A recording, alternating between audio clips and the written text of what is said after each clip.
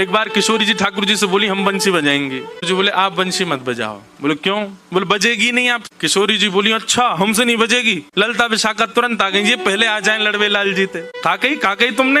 बोले मैं यूं कह रहा हूँ कि हमारी श्यामाजू बंसी ना बजा पाएंगी। अच्छा हमारी लाडली जू जब चले ना तो उनके पामन की नूपुर उनकी ध्वनि पे राग रागनी वारे वारे जामे, और तुम यूं कह रहे हो हमारी लाडली जी बंसी ना बजा पाएंगी। चलो जल्दी अपनी बंसी दो, हमारी किशोरी जी बजाएंगी। अरे मैं कोई किशोरी जी पे संशय ना कर रहा हूँ, किशोरी जी पे कोई आक्षेप ना कर रहा हूँ, वो साक्षात संगीत स्वरूपा है, पर मेरी बंसी जे ना बजा पाएंगी। ललता जी बोली आज तो यही बंसी बजेगी, अब ही बजेगी और तुम्हारे सामने ही बजेगी, लाओ दो। ठाकुर जी बोले ना माननी बात, लो दे दो। हे लाडली जू आज दिखा दो यार, जो बहुत अपने आप को कुछ समझे बंसी बजावे और यूं सोचे कि या के आगे कोई ना है, आज आप बजाए दो, नेक दिखाए दो, अपना स्वर लगाए दो, यही को मूर्छित कर दी हूँ बंसी बजाए के। ठाकुर जी खड़े, हाँ श्री जी बजाओ, हमारा तो सौभाग्य कि हमारी बंसी आपकी सेवा में, पर मैं फिर कह रहा हूँ जी बजेगी नहीं। किशोरी जी ने अपने अधर पर वेणु धारण करके अपनी कोमल उंगलियों से छिद्रों को आच्छादित किया और जैसे ही प्राण पिरोए बस हवा ही हवा निकले, स्वर नहीं निकले। ललता विशाखा कह रही है अरे जल पिला गलो सुगो श्यामाजू को जल पिला दियो, लेकिन बंसी नए बजे। ठाकुर जी मंद मंद मुस्कुरा रहे, अब मैं कह रहा हूँ नए बजेगी मुंह वापस कर दो।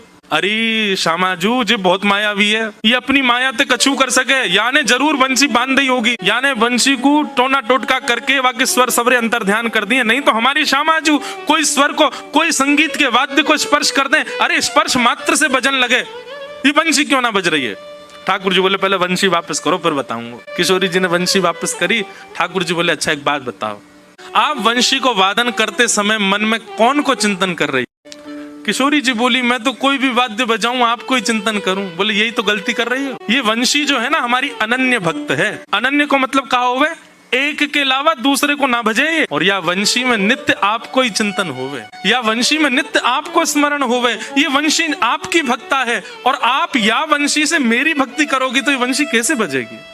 हे श्यामाजू आप नेत्र बंद करके अपनो ही चिंतन करो, मतलब अपने स्वरूप को ध्यान करो, जब आप अपनो ध्यान करोगी तब ये वंशी बजेगी, क्योंकि या वंशी में तो नित्य आपको ही गायन की हो जाए। किशोरी जी ने अधर पर वंशी रख के जैसे स्वयं को स्मरण किया, अपने रूप नक अपने रूप नेत्र आदि को स्मरण किया, अपनो ही स्मरण करके जैसे ही वंशी अधर पर धरी बिना फूंक के वंशी बजन लगी। किशोरी जी के नेत्र सजल है गए, आपकी या अनन्य प्रेम पे ही तो मेरा मन करे कि मैं वारी वारी जाऊं।